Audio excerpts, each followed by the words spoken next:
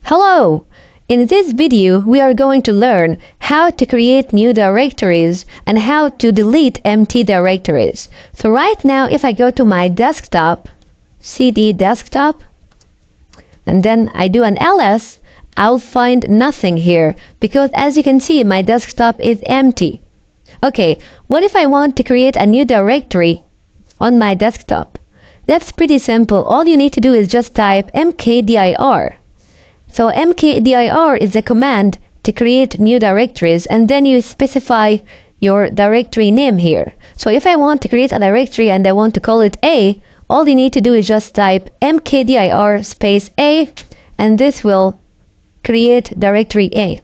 So mkdir stands for make directory, and as you can see, the command name itself pretty much explains what it does.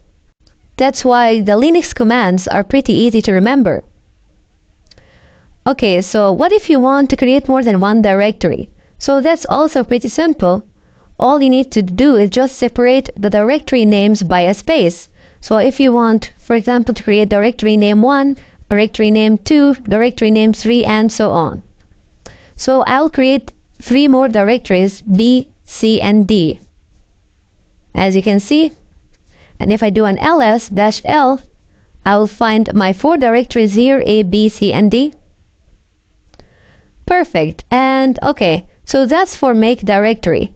Now, what if you want to remove directory A, for example?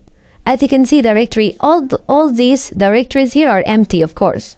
So what if you want to remove directory A? That's pretty simple. You just say Rmdir and then you specify your directory name here. So I want to delete A, that's it. As you can see, now it's gone. So if I do an ls-l, as you can see, A does not appear here as it appeared before. And if you want to delete all those directories at once, you just do the same thing. So I want to delete B, C, and D, and yeah, and they are gone. Cool. So let's make another directory here, and I'll call it directory 1 on my desktop.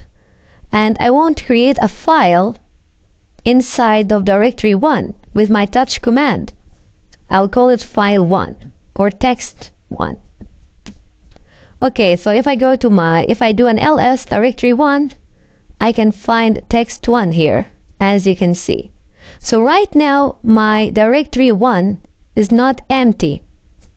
So if I try to remove it with my rmdir command, so rmdir stands for remove directory, as you may have guessed. Okay, so if I tried to execute the command, it will tell me failed to remove directory 1 or dir 1 because it was not empty. So that means that the command rmdir will only remove a directory if it is empty. If it is not empty, then it will not remove it. So let's make another directory and call it directory 2, for example, and maybe another one and call it directory 3. Okay, so right now on my desktop, I have 3 directories, directory 1, directory 2, directory 3.